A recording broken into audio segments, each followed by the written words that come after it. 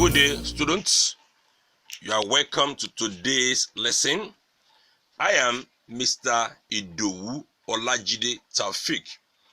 I will be your English language teacher on this program. The topic for today's lesson is phrasal verbs.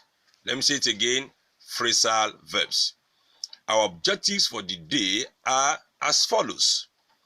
At the end of the lesson, the students will be able to 1. Define phrasal verbs. 2. Understand the meanings of phrasal verbs. 3. Identify phrasal verbs in sentences. 4. Give good examples of phrasal verbs. And 5. Use phrasal verbs correctly in sentences. Now, how do we define phrasal verbs? They are compound words, which is a combination of a verb and preposition, or a verb and its particle to form a single semantic unit. Students, please note that phrasal verbs may also appear as idioms. That means some phrasal verbs can be used as idioms. Note that phrasal verbs can either be separable or inseparable. Separable. It means where an object appears between the verb and its particle. Let us see these two examples. Give back. He gave me back my phone. In this example, there's a word which is me in between gave and back. Asked out. Brian asked Judy out to dinner. Also, there's a word between asked and out, and the word is Judy. Inseparable. It means the verb is not separated from its particle. E.g., asked around. I asked around, but nobody had seen the wallet. Now, there's no word between asked and the around. Allow for. You must allow for damages during production. These two examples are inseparable phrasal verbs. Now let us see the meanings of these following phrasal verbs, and I will give you good examples so that you'll be able to understand them. The first one is ask in. It means to invite someone into the room or house. E.g., I asked the guests in and offered them seats. Asked for. It means to request, to demand. E.g., I asked for the principal of the college. Ask out. It means to invite somebody to go out with you, especially as a way of starting a romantic relationship. E.g., he is too shy to ask her out. Asked after. To know how somebody is or what they are doing. E.g., he always asks after you in letters. Call at. It means to visit. E.g., I called at my friend yesterday. Call for. It means ask someone to give an explanation.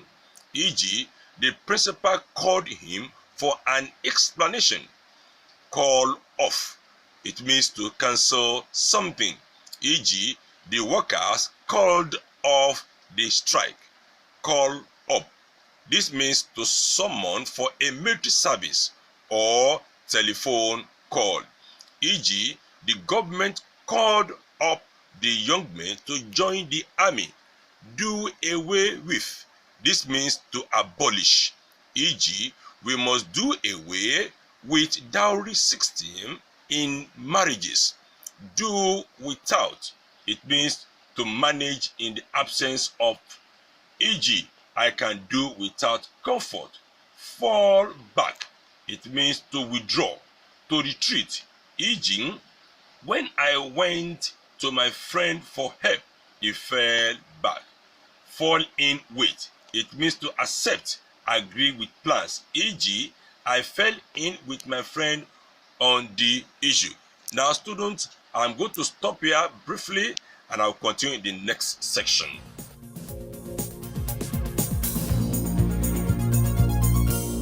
Students, you are welcome to the second part of today's lesson. The topic remains phrasal verbs. Now I've taught you some phrasal verbs. Let me continue with the following. Fall out. It means to leave the line, to quarrel, e.g., he fell out with his wife. Fall off. It means to decrease in quality or quantity. For example, the standard of education is falling off in colleges and universities. Get away. It means to escape, to be free to live. It can also mean to have a holiday or vacation, e.g., they try to get away from the police cell. Get back. It means to return home or to recover, e.g., please wait here, I will get back soon. Get over. It means to recover from illness. It can also mean to return to usual state of happiness, e.g., she got over her difficulties and she's now a happy mother of 2 children. Get through. To be successful in an examination, e.g., I got through the examination with distinction. Hand down. To bequeath or pass on, e.g., the mantle of leadership has been handed down to us from generation to generation. Hand out. This can mean to distribute, e.g., could you hand these books out please? Hand over. To surrender authority. For example, he handed over the charge to the newly elected chairman. Hang around or about. To loiter or wait, e.g., why do you hang around my house? Keep off. To avoid or prevent. It can also mean not to touch, e.g., they lit the fire to keep off wild animals. Keep on. To continue, e.g., keep on until you get to the school. Keep out. It means to prevent from entering, to stay outside. For example, keep that dog out of my house. Let down. To fail to help. To disappoint, e.g., my friend always let me down in everything. Let off. To leave, not to punish. The judge let the thief off the hook. Let out. To come to an end. Time for people to leave, e.g., the movie has just let out. Make up for. To compensate. To do something that corrects a bad situation, e.g., after all the delays, we were anxious to make up for lost time. Make of. To hurry away in order to escape, e.g., the thief made off from the cell at the police station. Make out. This means to discover the meaning. It can also mean to understand, e.g., she cannot make out the poetry of Shelley. Make up. This simply means to come to a decision. It can also mean to end a quarrel or to invent or to put together, e.g., they made up their quarrel and became friends. Pull down. To demolish. To make somebody less happy, healthy or unsuccessful, e.g., the government decided to pull down the building. Pull off. To leave the road in order to stop for a short time. It can also mean to succeed, e.g., the electronic company pulled off the project and earned huge profit. Pull through. To get better after a serious illness or operation, e.g., she pulled through her illness completely. Pull up. It means to stop. They pulled up at the traffic lights. Round up. To find and gather together people, animals or things. It can also mean to arrest or capture, e.g., the police rounded up a group of armed robbers. Round off. To finish an activity in a good or suitable way, e.g., she rounded off the tour with concert. Students, I'm going to stop here briefly so that when I come back, the next aspect of our lesson, which is phrasal verb, I will give you more meanings and more examples of phrasal verbs. Thank you.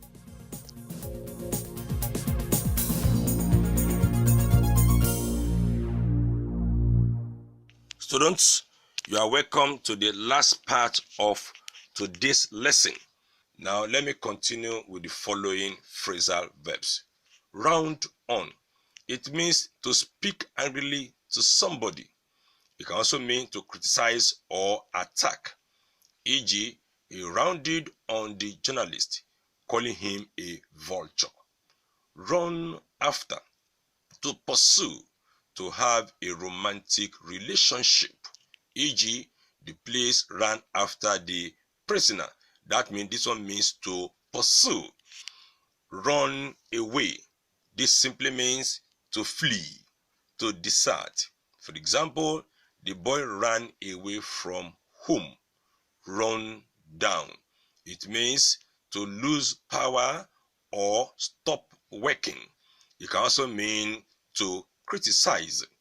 E.g., the battery has run down. Run into. This simply means to meet by chance.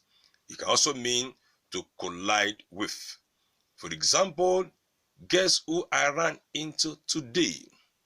Set in. It means to begin and seem like to continue. E.g., the spring sets in and all the trees are full of flowers. Set out. This means to begin a journey. For example, we set off on our journey in the morning. Set up. To achieve. To establish.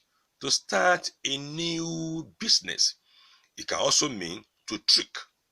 E.g., the Lagos state government decided to set up a small-scale industry for women. Take after. To resemble. E.g., Bukola takes after her mother. Take back. It can mean to return or to withdraw or to accept. E.g., she decided to marry me, but she took her decision back. In this one, it means the person withdrew.